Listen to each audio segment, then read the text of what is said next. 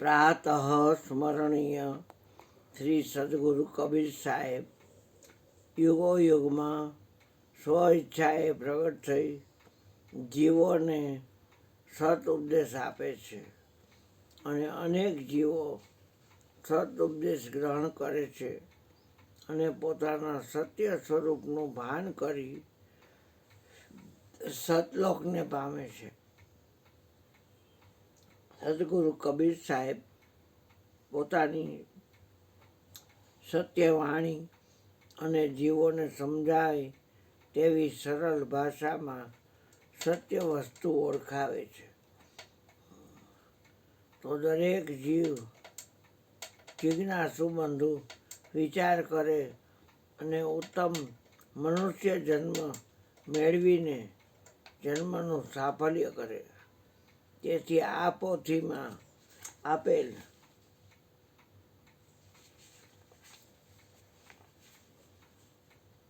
ટૂંકામાં ટૂંકો સર્વે ગ્રંથોના સારરૂપ નિત્ય નિયમ પાલન કરવા જોઈએ. સદગુરુ મુખ્ય 4 મહાવાક્ય સિદ્ધાંતમાં બતાવે છે. પહેલું સત, બીજું દયા, ત્રીજું અહિંસા અને ચોથું વિશ્વ બંધુત્વ.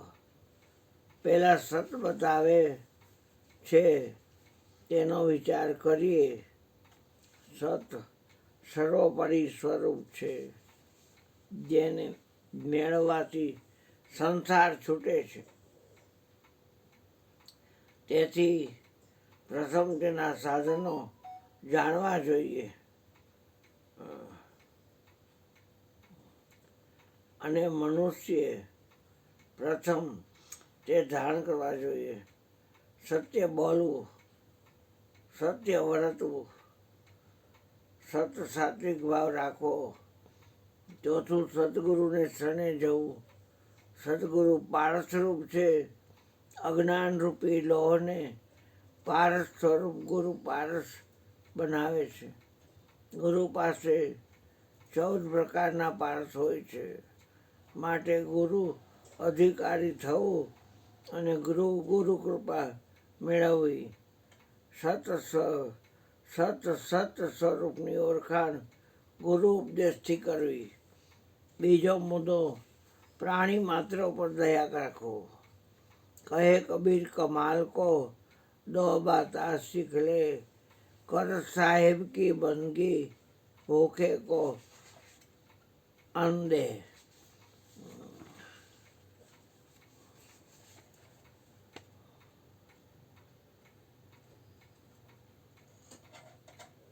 આત્મૌ પમ્યેન સર્વત્ર સમમ પશ્યન્તિ અર્જુનમ સુખમ વા યદિ વા દુઃખ સંયોગી પરમો મતઃ. આપણને સુખ દુઃખ થાય છે, ભૂખ પ્યાસ લાગે છે, તેવી જ રીતે પ્રાણી માત્રને થાય છે. તો તે પ્રાણીને તથા શક્તિ, ભોજન તથા મધુરી ભાષા વાપરી આશ્વાસન આપવું તે દયા છે. યથાશક્તિ ભોજન તથા મધુરી ભાષા વાપરીને આશ્વાસન આપવું.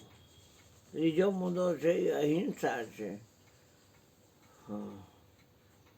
દરેક દેહધારીને તનથી, મનથી, વચનથી 3 પ્રકારે હિંસા થાય છે.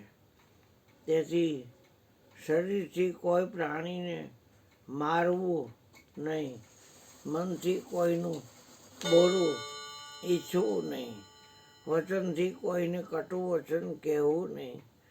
તેથી અહિંસા ધર્મ મોટામાં મોટું જ્ઞાન છે. ચોથો મુદ્દો છે એ વિશ્વ બંધુત્વનો છે. આ જગત આખું વિશ્વ છે તે જડ ચેતન 2 જ વસ્તુ છે. તો બુદ્ધિથી વિચાર કરો. જીવ માત્ર એક જ વિશ્વ વૃક્ષના ફળ છે. તો તમે મારું તારું રાગદ્વેષ કોની સાથે કરો છો?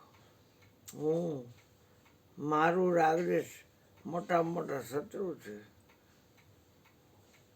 તે તમને અધોગતિમાં લઈ જાય છે. તેને માટે સદગુરુ કબીર સાહેબ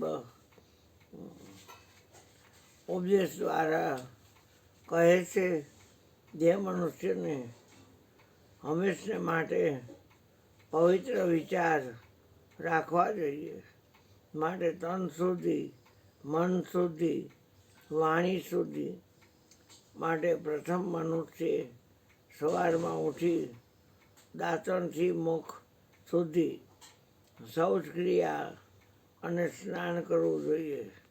તે દેહ શુદ્ધિ, મન શુદ્ધિ થાય તથા સેવા પૂજા કરવી જોઈએ. તેથી અંતકરણ શુદ્ધ થાય અને સાત્વિક વૃત્તિ બને છે. તેથી જ્ઞાન શક્તિ વધે છે. કબીરપંથીઓને હંમેશ નિયમ રાખવાનું છે. આ પુસ્તિકા દરરોજ સવારે સ્નાન કરીને પવિત્ર થઈ નિયમિત પાઠ કરો. ગુરુની પૂજા તથા ધ્યાન શ્રવણ કરવું. તેથી આપણા જન્મના પાપ કર્મોથી મુક્ત થવાય છે. મનુષ્યની ફરજ છે એ જે હંમેશા શુભ કર્મ કરવા, તેથી અશુભ કર્મ તરફ મન જશે. આ પુસ્તિકા હંમેશા નિયમિત વાંચવા માટે અને સંસાર સમુદ્રમાંથી પાર થવા માટે છપાવી પ્રસિદ્ધ કરેલ છે. અને કબીર સાહેબ અને કબીર પંથી ભાઈઓને નિયમિત દરરોજ પાઠ કરવા માટે આપવામાં આવેલ છે. હું આશા રાખું કે જે સમાજના ભાઈ બહેનો અવશ્ય પોતાનો ધર્મ સમજી સેવા પૂજાનું પોતાનાથી બને એટલું અવશ્ય પોતાનો ધર્મ સમજી સેવા પૂજાનું નિયમ પોતાથી બને તેટલું અવશ્ય રાખે. પ્રમાદી બનવું નહીં, તે મનુષ્ય જન્મનું કર્તવ્ય છે. આ પુસ્તિકામાં તિસાયંત્ર, પ્રાર્થના, મંગળ તથા જીવન જરૂરિયાતનું ભાન કરાવવા માટે ગુરુ મહિમા ઉપદેશક સાર વસ્તુ આપે છે. તેથી આ પુસ્તિકા પાસે રાખવી, દરરોજ પાઠ કરો. મહંત શ્રી ભગવાનદાસજી, ગુરુ શ્રી હરિદાસજી રંભામાં ન હતા, સોની બજારમાંથી ખત્રીવાડમાંથી એ છે.